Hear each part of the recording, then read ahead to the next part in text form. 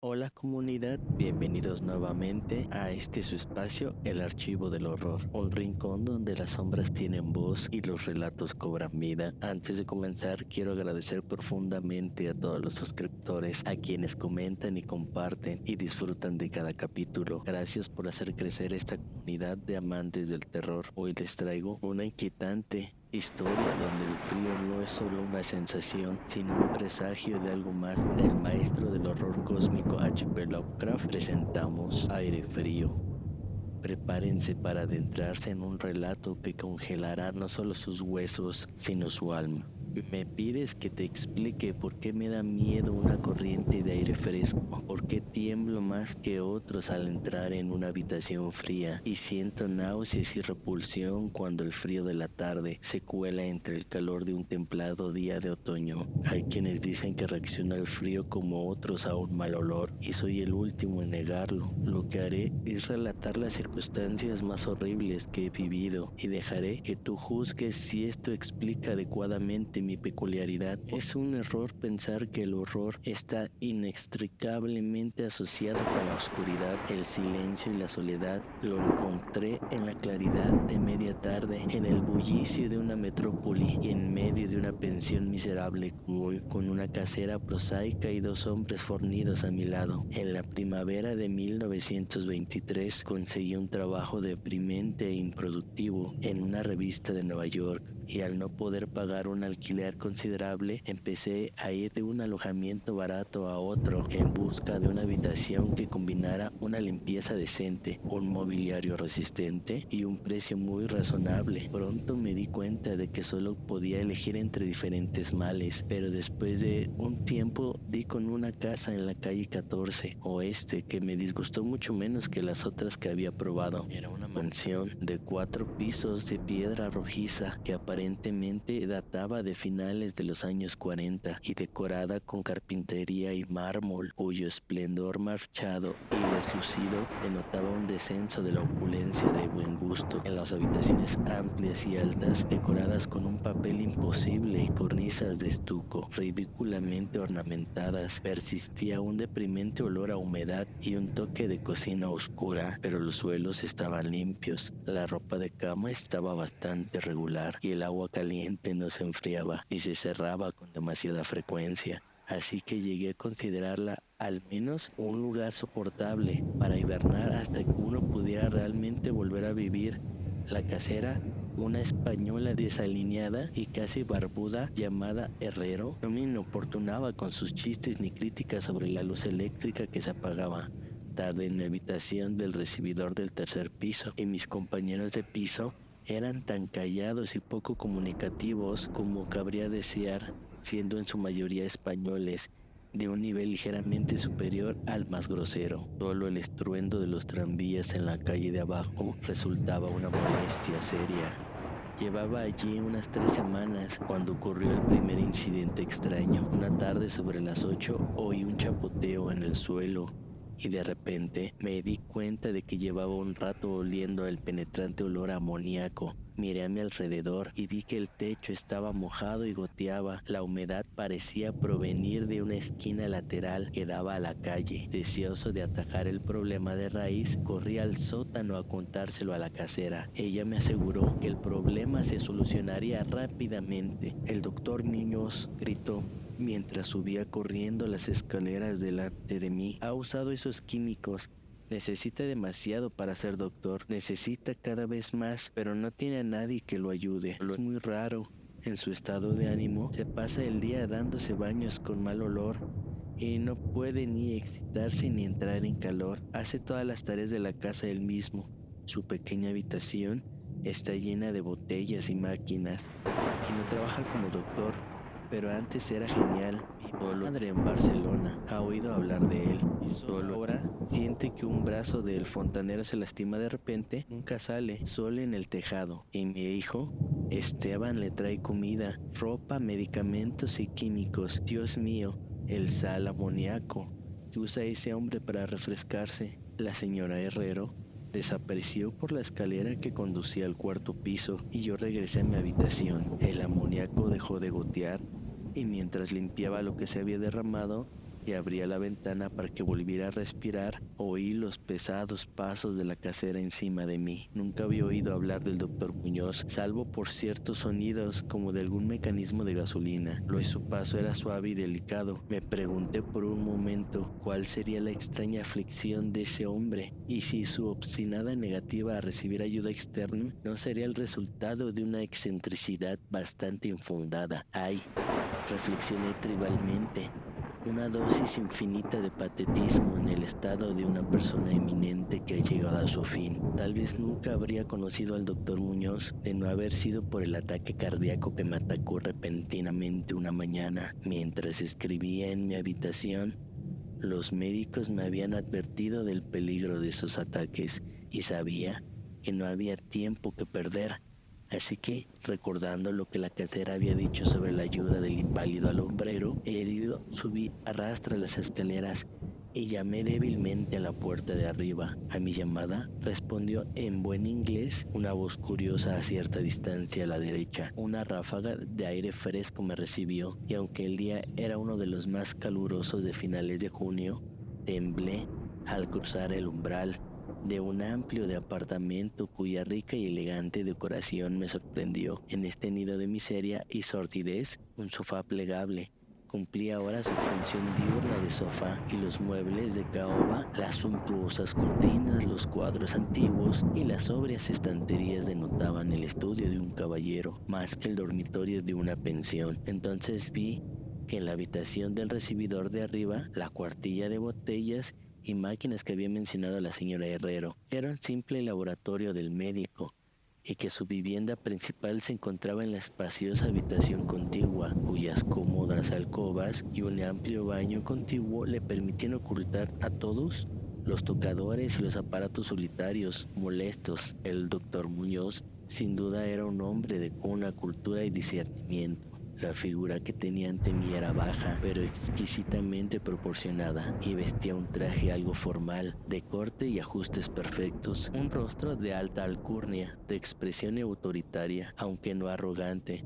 Estaba adornado por una barba corta, poblada y grisácea, y unas anticuadas gafas ocultaban sus ojos oscuros y gruesos, coronando una nariz aguileña que le daba un toque morisco a una fisionomía por lo más predominante celtíbera. Un cabello espeso y bien recortado que delataba las puntuales llamadas de un barbero. Estaba peinado con gracia sobre una frente amplia, y el conjunto reflejaba una inteligencia sorprendente y una sangre y una crianza superiores. Sin embargo, al ver al doctor Muñoz en esa ráfaga de aire fresco, sentí una repugnancia que nada en su aspecto podía justificar. Solo su tez lívida y su frialdad al tacto podía justificar físicamente ese sentimiento. E incluso estas cosas habrían sido excusables considerando su conocida invalidez. También pudo haber sido el resfriado de lo que me distanció, pues semejante frialdad era normal en un día tan caluroso, y lo anormal siempre provoca aversión, desconfianza y miedo. Pero la repugnancia pronto se transformó en admiración, pues la extrema habilidad del extraño médico se manifestó de inmediato. A pesar de la frialdad y el temblor de sus manos, de aspecto exsangue, prendió claramente mis necesidades de un vistazo y las atendió con la destreza de un maestro. Al mismo tiempo, me tranquilizaba con una voz finamente modulada, aunque extrañamente hueca y sin timbre, diciéndome que era el más acérrimo de los enemigos jurados a muerte, y que había arruinado su fortuna y perdido a todos sus amigos en una vida de extraños experimentos, dedicados a su desconcierto y extirpación. Algo del fanático benévolo parecía residir en él, y divagaba casi con locuacidad mientras me sondeaba el pecho y preparaba una dosis adecuada de medicamentos traídos de la pequeña sala del laboratorio. Evidentemente, la compañía de un hombre bien nacido le pareció una novedad poco común en ese ambiente lúgubre, y se sintió impulsado a utilizar un lenguaje poco habitual cuando los recuerdos de días mejores acudieron a él. La voz, así bien extraña, era al menos tranquilizadora, y ni siquiera percibí su respiración mientras las frases fluidas y educadas salían a la luz. Intentaba distraerme de mi propio ataque hablándome de sus teorías y experimentos, y recuerdo cómo me consolaba con tacto por mi debilidad cardíaca, insistiendo en que la voluntad y la conciencia son más fuertes que la vida orgánica misma, de modo que si un cuerpo es originalmente sano y se conserva con cuidado, puede, mediante una mejora científica de estas cualidades, conservar cierta actividad nerviosa a pesar de las más graves deficiencias, defectos o incluso ausencias en el conjunto de órganos específicos. Podría, dijo medio en broma, algún día enseñarme a vivir o al menos a poseer algún tipo de existencia consciente, sin corazón. Por su parte, padeció una serie de enfermedades que requerían un régimen muy estricto que incluía resfriado constante. Cualquier aumento marcado de la temperatura podría, si ser prolongada, afectarlo fatalmente, y la frialdad de su habitación, unos 13 o 14 grados Celsius, se mantenían gracias a un sistema de absorción de amoníaco cuyo motor de gasolina había oído a menudo en mi habitación de abajo. Aliviado de mi ataque y en un tiempo maravillosamente breve, abandoné el lugar, trémulo, convertido en discípulo y devoto del talentoso recluso. Después de eso, lo visité con frecuencia, vestido con un abrigo, escuchándolo mientras me contaba sus investigaciones secretas y sus resultados casi espantosos, y temblando un poco al examinar los volúmenes poco convencionales y asombrosamente antiguos de sus estanterías. Finalmente, debo añadir, casi me curé de mi enfermedad para siempre, gracias a sus hábiles cuidados. Parece que no desdeñaba los conjuros de los medievalistas, pues creía que estas fórmulas crípticas contenían raros estímulos psicológicos que podrían tener efectos singulares en la sustancia de un sistema nervioso, del que habían huido las pulsaciones orgánicas. Me conmovió su relato sobre el anciano doctor Torres de Valencia, quien había compartido con él sus experimentos previstos durante la grave enfermedad de 18 años atrás, de la cual surgieron sus trastornos actuales. Apenas el venerable practicante, salvo su colega, él mismo sucumbió al terrible enemigo con el que había luchado. Quizás la tensión había sido excesiva, pues el doctor Muñoz dejó en claro, aunque sin detalles, que los métodos de curación habían sido extraordinarios, con escenas y procesos que no eran bien recibidos por los ancianos y conservadores galeanos. Con el paso de las semanas, observé con pesar que mi nuevo amigo, en efecto, estaba perdiendo terreno físico, lenta pero inequívocamente, como había sugerido la señora Herrero. Su rostro lívido se intensificó, su voz se volvió más hueca e indistinta, sus movimientos musculares estaban menos coordinados y su mente y voluntad mostraban menos resistencia e iniciativa. Parecían no ignorar este triste cambio, y poco a poco tanto su expresión como su conversación adquirieron una macabra ironía que me devolvió algo de la sutil repulsión que había sentido inicialmente. Desarrolló extraños caprichos, adquiriendo una afición para las especias exóticas y el incienso egipcio, hasta que su habitación olió como bóveda de un faraón sepultado en el Valle de los Reyes. Al mismo tiempo, su necesidad de aire frío aumentó, y con mi ayuda amplificó las tuberías de amoníaco de su habitación y modificó las bombas y la alimentación de su refrigerador hasta que pudo mantener la temperatura tan baja como 34 o 40 grados y finalmente 28 grados bajo cero. El baño y el laboratorio, por supuesto, estaban menos fríos para que el agua no se congelara y los procesos químicos no se obstaculizaran. El inquilino contiguo se quejaba del aire gélido que entraba por la puerta de comunicación, así que le ayudé a colocar cortinas pesadas para evitar la dificultad. Un horror creciente de tintes extravagantes y mórbidos parecía apoderarse de él. Hablaba de la muerte sin cesar, pero reía socarronamente cuando se le sugería con delicadeza cosas como el entierro o los preparativos funerarios. En definitiva, se convirtió en un compañero desconcertante e incluso macabro. Sin embargo, en mi gratitud por su curación, No podía abandonarlo con los desconocidos que lo rodeaban y me encargaba de limpiar el polvo de su habitación y atender sus necesidades a diario, envuelto en un abrigo grueso que compré especialmente para ello. También hacía muchas de sus compras y me quedaba boquiabierto ante algunos de los productos químicos que pedía a farmacias y tiendas de suministros laboratorios. Una atmósfera de pánico creciente e inexplicable parecía surgir en torno a su departamento.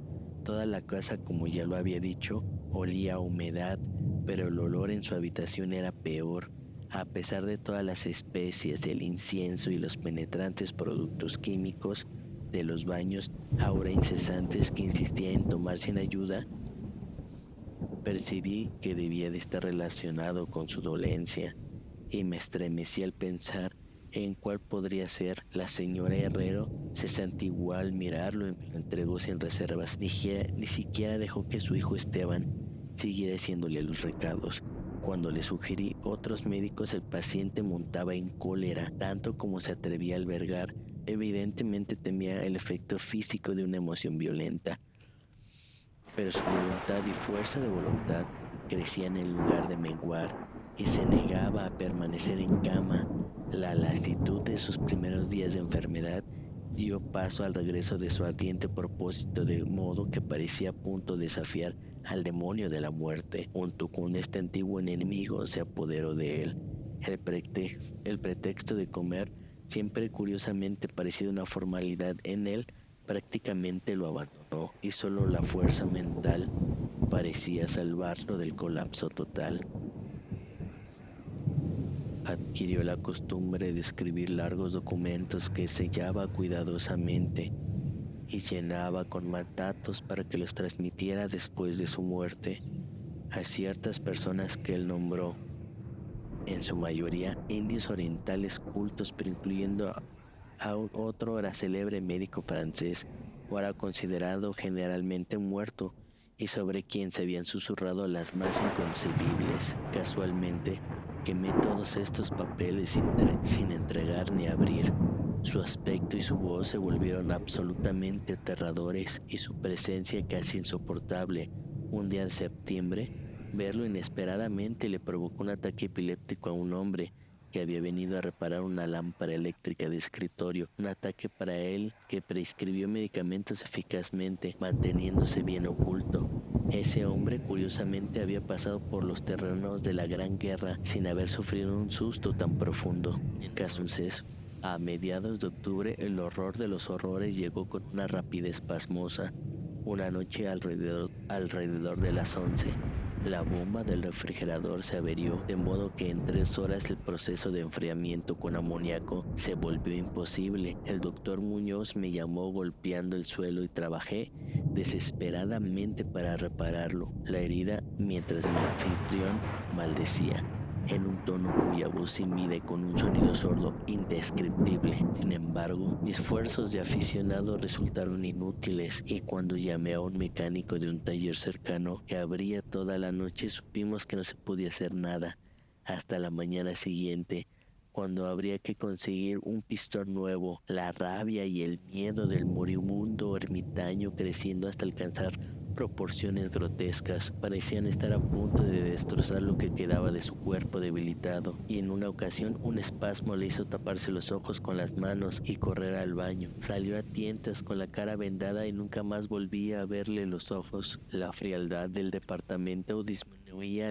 notablemente y sobre las 5 de la mañana el doctor se retiró al baño, ordenándome que le proporcionara todo el hielo que pudiera, en farmacias y cafeterías abiertas toda la noche. Al regresar de mis a veces desalentoras visitas y dejar mi botín ante la puerta cerrada del baño, oía un chapoteo inquieto dentro de una voz ronca que pedía más, más. Finalmente amaneció un día cálido y las tiendas abrieron una tras otra. Le pedí a Esteban que me ayudara a buscar hielo mientras yo conseguía el pistón de la bomba, o que le encargara mientras yo seguía con el hielo, pero por indicación de su madre se negó rotundamente. Finalmente contraté a un vago de aspecto miserable que encontré en la esquina de la 8ª Avenida. para que proporcionara hielo al paciente en una pequeña tienda donde lo presenté y me dediqué con diligencia a encontrar un pistón de bomba y contratar obreros competentes para instalarlo. La tarea parecía interminable y me enfurecí casi con la misma violencia que el ermitaño al ver cómo las horas se me escapaban en una ronda de vanas llamadas telefónicas, sin aliento ni comida y en una frenética búsqueda de un sitio a otro, de aquí para allá, en metro y vagón de superficie. Hacia el mediodía, encontré una tienda de suministros adecuada en el centro y aproximadamente a la 1:30 p.m. llegué a mi alojamiento, con la parafernalia necesaria y 2 mecánicos robustos e inteligentes. Había hecho todo lo posible y esperar llegar a tiempo. Sin embargo, un terror negro me había procedido. La casa era un caos absoluto y por encima del parloteo de voces aterradas oía a un hombre rezando en un bajo profundo.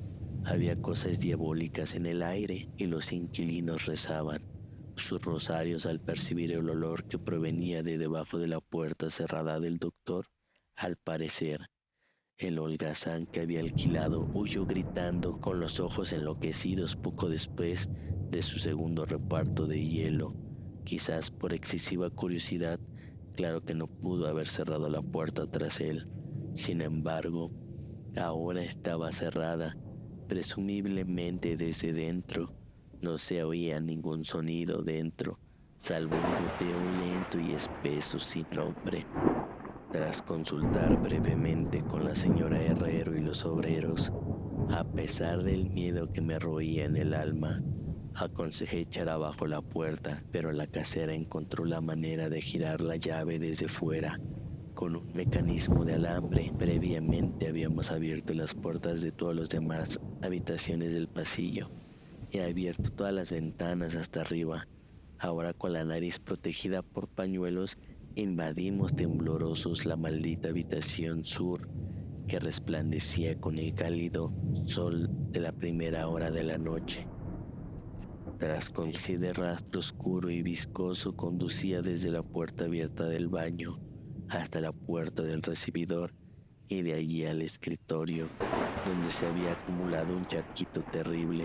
Estaba garabateado allí al lápiz con una mano horrible y ciega sobre un trozo de papel horriblemente manchado, como si lo hubieran hecho las mismas garras que trazaron las últimas palabras apresuradas.